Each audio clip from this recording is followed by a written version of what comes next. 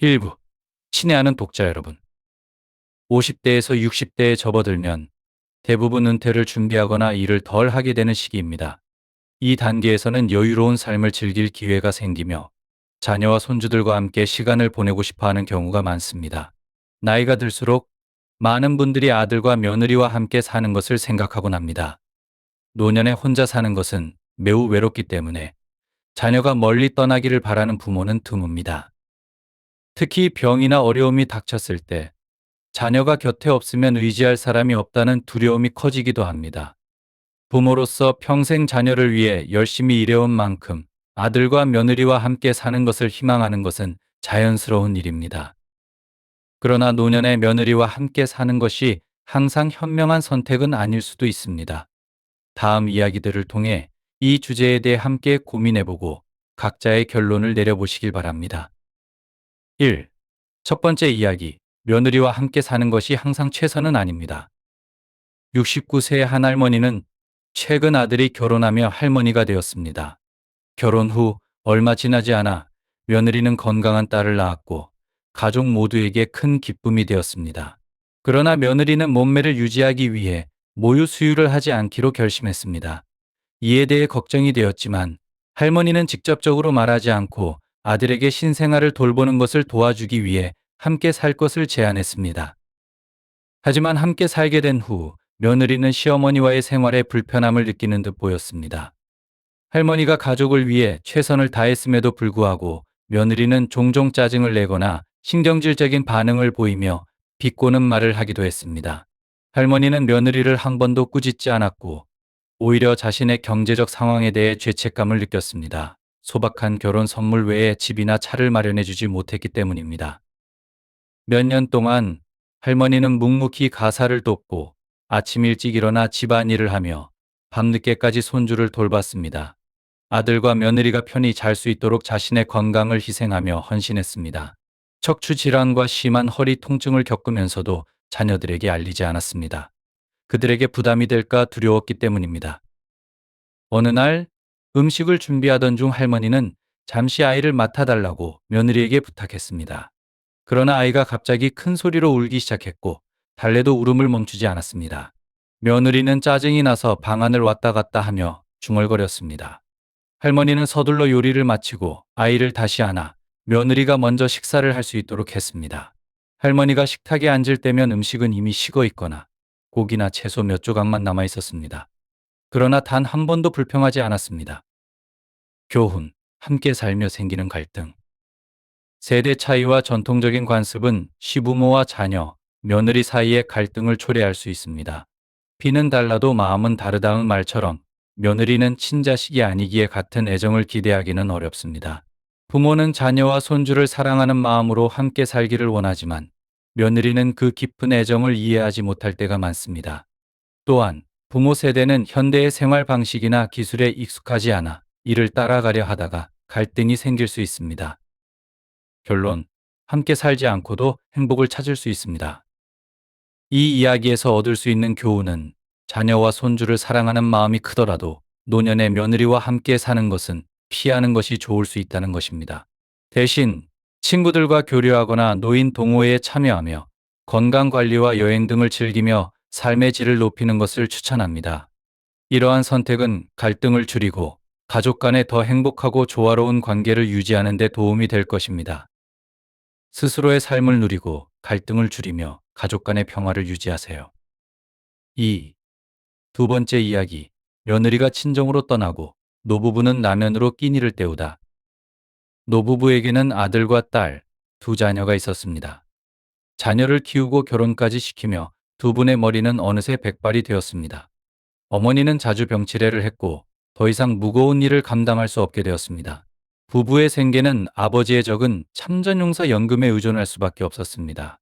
어머니는 척추 디스크와 신장 결석을 앓으며 상태가 악화되어 갔고 치료비는 매번 수백 달러에 달했습니다.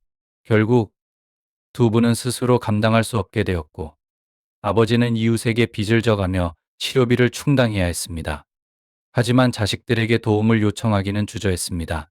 자녀들도 나름의 고충이 있을 것이라 생각했기 때문입니다. 결혼 후 아들은 직장 생활에 바빠 부모님을 자주 찾아뵙지 못했습니다. 몇 달 만에 집을 방문한 아들은 병약한 부모님의 모습을 보고 충격을 받았습니다. 어머니는 병세가 깊어졌고 아버지는 야위고 기력이 없어 보였습니다. 아들은 부모님을 자신이 살고 있는 도시로 모셔와 돌보기로 결심했습니다. 부모님은 고향을 떠나는 것이 마음 아팠지만 노인이 젊은이에게 의지하는 것은 당연한 이치라고 여기며 아들의 제안을 받아들였습니다. 도시로 이사한 후 아들은 빈집으로 남은 시골집을 팔자고 제안했습니다. 아버지는 빚을 갚아야 했기에 집을 팔기로 결정했습니다. 집을 판 돈으로 일부는 이웃에게 빚을 갚고 일부는 딸에게 주었으며 나머지는 아들과 며느리에게 건넸습니다. 노부부는 자식과 손주 곁에서 외롭지 않게 살기를 희망했지만 상황은 기대와 달랐습니다. 아들의 집은 며느리의 친정 땅 위에 지어진 집이었고 며느리는 점차 시부모에게 무례한 태도를 보이기 시작했습니다. 갈등은 점점 커져갔습니다.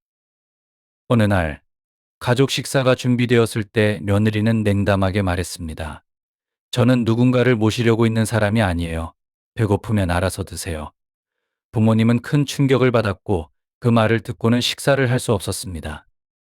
아들은 일 때문에 자주 출장을 다녔고 온 가족이 함께 식사하는 일은 드물었습니다. 아들이 집을 비울 때면 며느리는 손주들을 데리고 친정으로 가버렸습니다. 아버지는 이전에 자신의 연금을 며느리에게 생활비로 쓰라고 건넸지만 이제는 라면으로 끼니를 때워야 하는 처지가 되었습니다. 어머니의 건강은 점점 악화되었고 치료비는 계속 필요했습니다. 하지만 며느리는 동정심을 보이기는커녕 남편에게 부모님을 데려와 집안에 부담을 주었다고 자주 불평했습니다. 교훈. 노년의 삶에서 자립과 평화를 선택하세요. 이 이야기는 노부부가 자식과 함께 살면서 겪은 고통을 보여줍니다. 부모님이 자녀와 함께 사는 것이 항상 행복을 보장하는 것은 아닙니다. 자녀와 가까이 지내는 것이 중요하더라도 경제적 자립과 독립된 생활을 유지하는 것이 가족 간의 갈등을 줄이고 평화로운 삶을 위한 열쇠가 될 수 있습니다. 노년에는 자신의 건강과 행복을 최우선으로 두며 자녀와의 관계에서 올바른 경계선을 설정하는 것이 중요합니다. 가정의 긴장과 갈등이 극에 달하다. 집안의 분위기는 점점 더 무거워졌고 노부부는 점차 말수가 줄어들고 행동 하나하나에 조심스러워졌습니다. 며느리의 잦은 불평에 시달리며 여름철에도 전기 요금이 오를까 두려워 선풍기조차 켜지 못했습니다. 음식을 많이 먹거나 물을 자주 마시는 것조차 꺼렸습니다. 아버지는 괴로운 마음에 딸 집에서 며칠 머물렀지만 사위와의 어색함을 느껴 다시 아들 집으로 돌아왔습니다. 아들은 여러 번 아내에게 부모님을 이해하고 화목하게 지내자고 설득했지만 며느리는 이를 거부하며 남편인 부모 편만 든다고 비난했습니다. 아들의 좌절과 가정의 비극. 점점 더 커지는 경제적 어려움과 부모를 제대로 돌보지 못하는 무력감에 빠진 아들은 술에 의존하기 시작했습니다. 결국 그는 음주 운전 중 오토바이를 들이받아 사망사고를 내고 감옥에 가게 되었습니다. 며느리는 크게 소리치며 노부부를 비난했습니다. 이게 바로 아들 잘 키운 결과인가요? 수치스러운 부모님. 이제 빚은 누가 갚으란 말이에요. 그녀는 아들의 사고와 빚을 부모 탓으로 돌리며 모든 불행이 시부모 때문이라고 비난했습니다. 아버지는 충격을 받아 깊은 상실감에 빠졌고 어머니는 심각한 신장 통증으로 더욱 건강이 악화되었습니다. 남편은 눈물을 흘리며 아내를 끌어안고 아들, 아내, 그리고 자신을 위해 슬퍼했습니다. 그는 며느리가 노부부를 쫓아낼 날이 두려웠습니다. 시대 변화와 가족 갈등. 현대 사회에서 여성들은 교육을 받고 성공적인 커리어와 높은 사회적 지위를 가지며 가정 내 역할이 크게 변화했습니다. 이런 변화는 며느리가 시부모를 존중하지 않는 상황으로 이어질 수 있습니다. 특히 도시 출신의 잘 사는 며느리가 시골 출신의 가난한 시부모를 멸시하는 사례가 많습니다. 이는 사회적, 지역적 격차로 인한 갈등을 심화시킵니다. 인터넷에서는 이러한 세대 간 갈등을 다룬 사례들이 넘쳐납니다. 결론, 며느리와의 동거는 갈등을 유발할 가능성이 높습니다.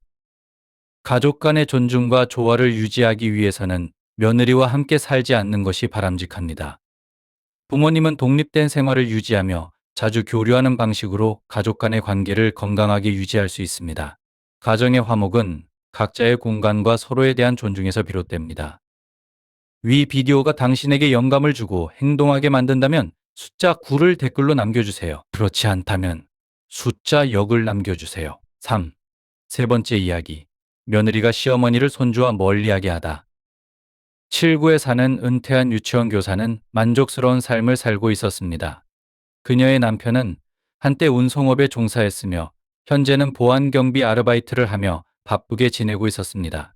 딸은 2km 거리에 살고 있어 일이 있을 때 종종 아이를 맡기곤 했습니다. 막내 아들 31세의 결혼했을 때 그녀는 매우 기뻤습니다. 가족이 늘어나면 집이 더 활기찰 것이라고 믿었기 때문입니다. 며느리는 먼 지방 출신이었고 결혼 후 남편과 함께 시댁으로 들어왔습니다. 시어머니는 며느리가 집에서 편안함을 느낄 수 있도록 노력하며 흔히 발생하는 시어머니, 며느리 간의 갈등을 피하려고 했습니다. 손주의 탄생과 가족의 기대. 며느리가 임신했을 때 시어머니는 남편에게 손주가 태어나면 일을 그만두고 아이를 돌보겠다고 말했습니다. 시부모는 손주의 탄생을 고대하며 기쁨에 들떴습니다. 이들은 이웃 친구, 가족들에게 기대감을 나누며 아이가 태어나기를 손꼽아 기다렸습니다. 며느리는 제왕절개로 아들을 출산했습니다. 시어머니는 며느리를 세심하게 돌보며 청소와 기저귀 가리, 식사까지 챙겼습니다. 그녀는 며느리의 통증을 완화하기 위해 마사지를 해주기도 했습니다. 시아버지는 영양가 있는 음식을 준비하고 병원에 하루 3번씩 음식을 가져다 주었습니다. 손주와의 거리. 하지만 며느리는 시부모의 헌신에도 불구하고 거리감을 유지했습니다. 집으로 돌아온 후 아무도 아기를 만지지 못하도록 했습니다. 심지어 본인을 키스하지 마세요 라는 표지판을 만들어 문에 붙여두며 아이에게 세균이 옮지 않도록 주의시켰습니다. 시어머니는 손주의 건강을 걱정하는 며느리의 마음을 이해했지만 기다리고 기다리던 손주를 안아보지도 못한다는 사실에 깊은 상처를 받았습니다. 교훈, 가족 간의 소통과 존중의 중요성. 손주를 돌볼 기대에 부푼 시부모는 며느리의 행동에 큰 상실감과 소외감을 느꼈습니다. 가족 간의 소통 부족은 이런 상황에서 오해와 감정을 악화시킬 수 있습니다. 시부모와 며느리가 서로의 입장을 이해하고 명확한 경계와 존중을 바탕으로 관계를 형성하는 것이 중요합니다. 결론, 손주와의 관계는 자연스러운 방식으로 발전해야 합니다. 시부모와 자녀 세대 간의 조화로운 관계는 서로의 기대와 한계를 존중할 때 가능하며 이는 가족 간의 유대를 강화하고 갈등을 줄이는 데 큰 도움이 될 것입니다. 늦은 밤 손주를 안아볼 수 없는 조부모의 아픔.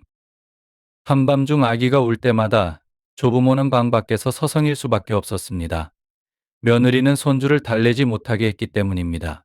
목욕부터 아기 돌보기까지 모든 일을 며느리가 혼자 처리했으며 남편 외에는 누구의 도움도 받지 않았습니다. 가끔 시어머니는 며느리에게 음식을 가져다 주며 목욕하는 동안 아기를 돌보겠다고 제안했지만 그 제안은 늘 거절당했습니다. 조부모에게 손주를 안아보는 것은 점점 멀어져가는 꿈이 되었습니다. 아기가 자라며 더 건강해졌음에도 불구하고 며느리는 여전히 조부모가 아기와 가까이 지내는 것을 허락하지 않았습니다. 며느리는 아기의 모든 식사를 준비하고 엄격한 일본식 육아법을 따르며 조부모가 도움을 주는 것을 일절 허용하지 않았습니다. 실망감에 빠진 할머니는 딸의 아이에게 더욱 의지하게 되었고 손주와 함께 시간을 보내는 기쁨을 잃어버린 채 외로움을 느꼈습니다. 현대 육아와 세대 간의 거리감. 이런 상황은 드물지 않습니다. 많은 조부모들이 자녀와 손주를 돕고 싶어 하지만 거절당하며 무력감과 실망감을 느낍니다. 현대적인 육아 방식, 특히 외국에서 도입된 방법들은 조부모를 시대에 뒤떨어진 존재로 느끼게 만들기도 합니다. 이런 세대 간의 육체적, 감정적 단절은 집안에서조차 노인을 소외감에 빠지게 만듭니다. 노년의 삶, 독립과 행복의 우선순위. 며느리와 함께 사는 노년의 삶은 예상보다 더 외롭고 힘들 수 있습니다. 나이가 들수록 자녀와 그 배우자와 함께 사는 것은 새로운 도전과 어려움을 동반합니다. 노년기에는 휴식, 행복, 건강을 최우선으로 생각해야 하며 며느리로부터의 부당한 대우를 참으며 살 필요는 없습니다. 많은 부모들이 자녀와 손주와 가까이 지내기 위해 개인적인 시간, 우정, 취미를 희생합니다. 하지만 이러한 희생은 정신적, 신체적 건강에 큰 부담을 줄 수 있습니다.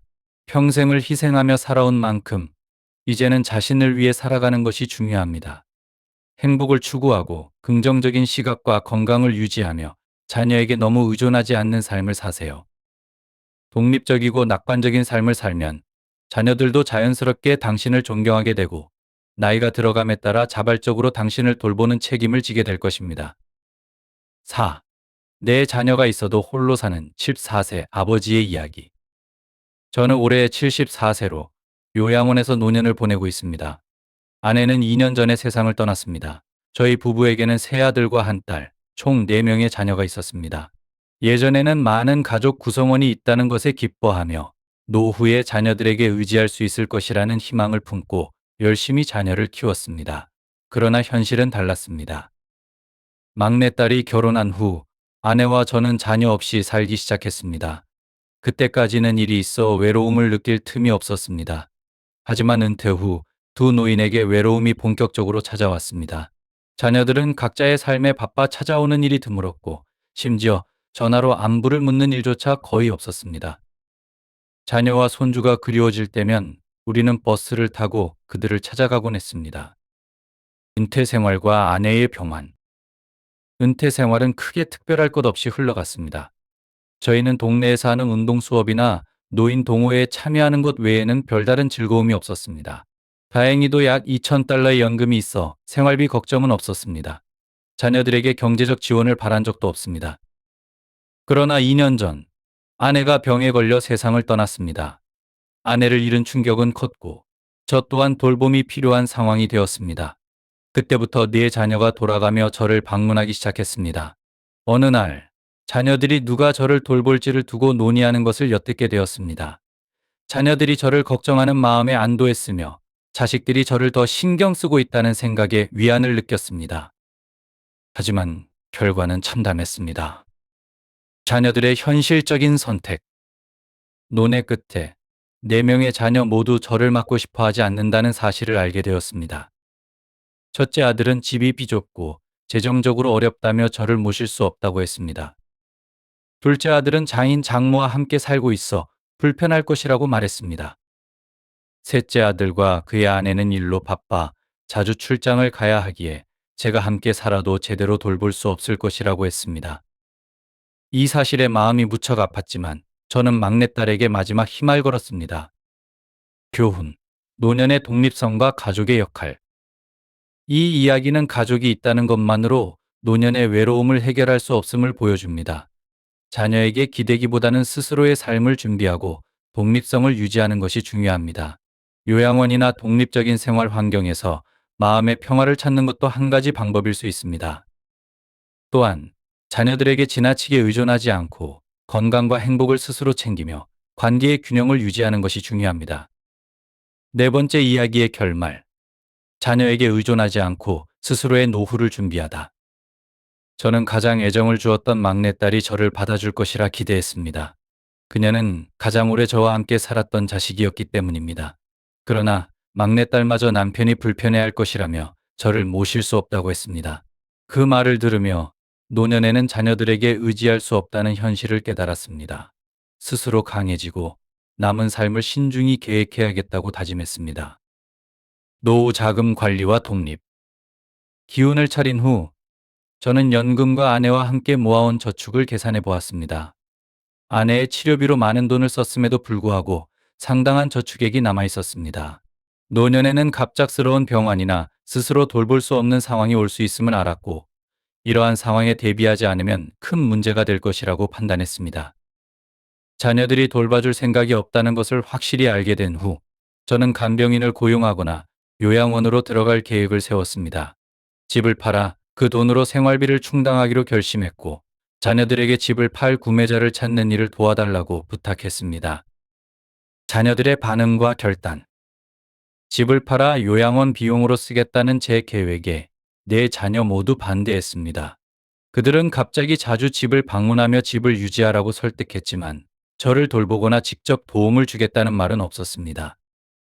그때 저는 자녀들이 정말 걱정하는 것은 나 자신이 아니라 집이라는 것을 깨달았습니다.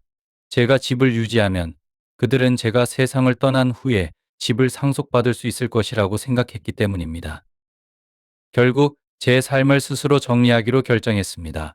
집을 약 30만 달러에 팔고 요양원으로 이사했습니다. 그 돈은 저축계좌에 보관하며 요양원에서의 생활비를 충당하는 데 사용하고 있습니다. 요양원에서의 새로운 삶. 요양원 생활은 제가 두려워했던 것만큼 지루하지 않았습니다. 여기에서 저는 훌륭한 돌봄을 받고 있으며 비슷한 상황에 있는 친구들과 생각과 경험을 나누며 살아가고 있습니다. 이제 제 네 자녀는 죄책감을 느껴 친척들로부터 비난을 받고 있습니다. 그들은 자신들의 결정을 후회하며 매주 번갈아가며 저를 방문하기 시작했습니다. 교훈, 노년의 독립과 평화. 솔직히 말해, 경제적 걱정 없는 노년의 삶은 예상치 못한 평온함을 가져다 주었습니다. 어디에서 사느냐는 이제 중요하지 않습니다. 중요한 것은 노후를 위한 저축입니다. 자녀에게 의지하지 않고도 스스로 삶을 통제할 수 있습니다. 이렇게 하면 노년의 삶은 걱정과 슬픔에서 벗어나 자유롭고 평온한 시간이 될 수 있습니다. 5. 다섯 번째 이야기. 딸의 효심. 단 1달러. 대부분의 부모는 유언장을 통해 전 재산을 자녀에게 남기며 마지막 선물로 삼습니다. 그러나 이 이야기는 다른 결말을 보여줍니다. 한 아버지는 자신의 전 재산 11만 달러를 딸이 아닌 그의 간병인인 트린스에게 남기기로 결정했습니다. 그리고 딸에게 남긴 것은 단 1달러였습니다. 아버지의 헌신과 딸의 거리. 50여 년 전, 그는 아내와 이혼한 후 딸의 양육권을 얻기 위해 모든 재산을 포기하고 새롭게 시작했습니다. 그는 재혼하지 않고 오직 딸을 위해 헌신하며 살아갔습니다. 병원에서 밤을 새며 아픈 딸을 돌보던 시간들 속에서 그는 딸이 자신의 삶에서 가장 소중한 존재임을 깨달았습니다.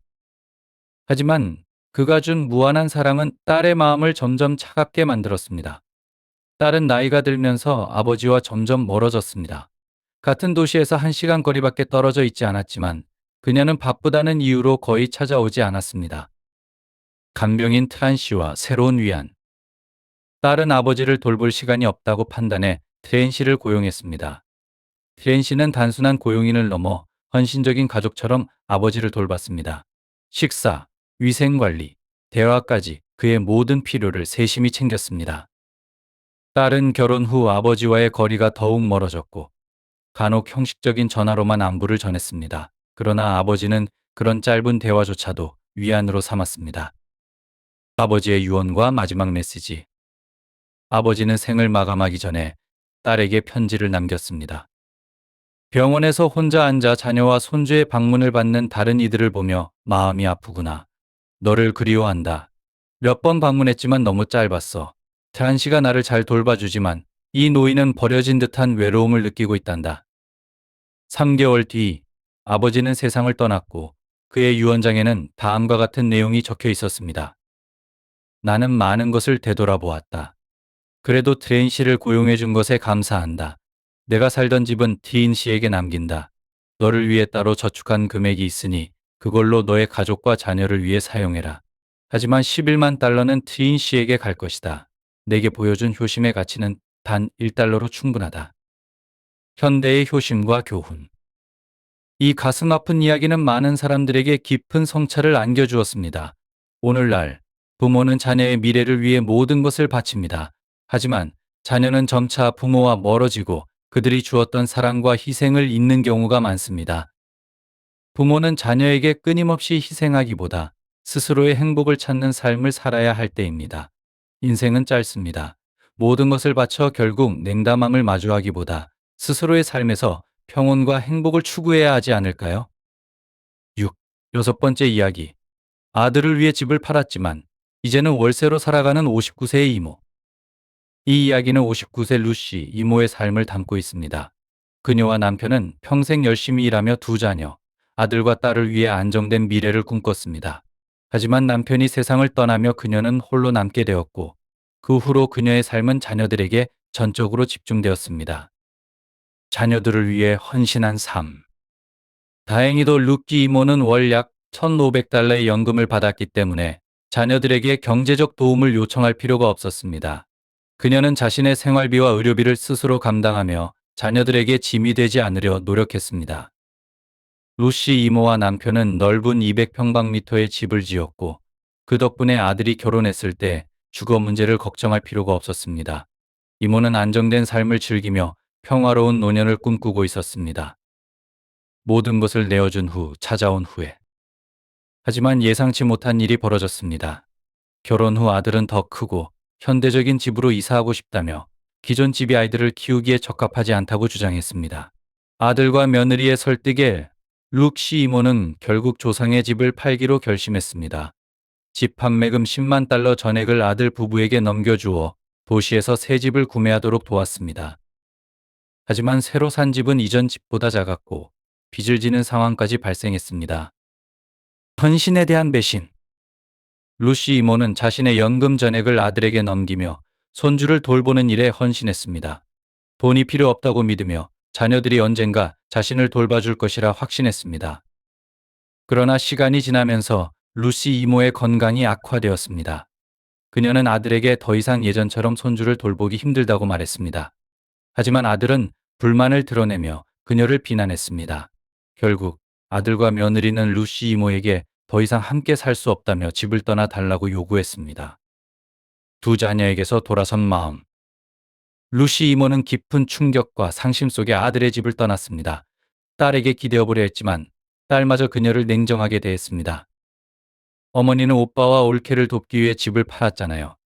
그런데 왜 저희가 어머니를 돌봐야 하나요? 인생의 교훈. 결국 루시 이모는 작은 월세방에서 홀로 살아가게 되었습니다. 다행히 연금이 있어 생활비를 충당할 수 있었지만 자녀들에게 모든 것을 내어준 것에 대한 깊은 후회를 품게 되었습니다. 이모는 이제 중요한 교훈을 깨달았습니다. 아무리 다른 사람을 생각하더라도 자신을 위해 남겨둬야 할 것이 있다. 모든 것을 주고 나면 후회와 되돌릴 수 없는 상황만 남을 수 있습니다. 결론, 자신을 위한 준비의 중요성. 노년에는 자신을 위한 안전망과 재정적 독립을 유지해야 합니다. 자녀를 위해 모든 것을 희생하기보다는 스스로의 행복과 안정을 지키는 방법을 찾아야 합니다. 위 비디오가 당신에게 영감을 주고 행동하게 만든다면 숫자 9를 댓글로 남겨주세요. 그렇지 않다면 숫자 0을 남겨주세요.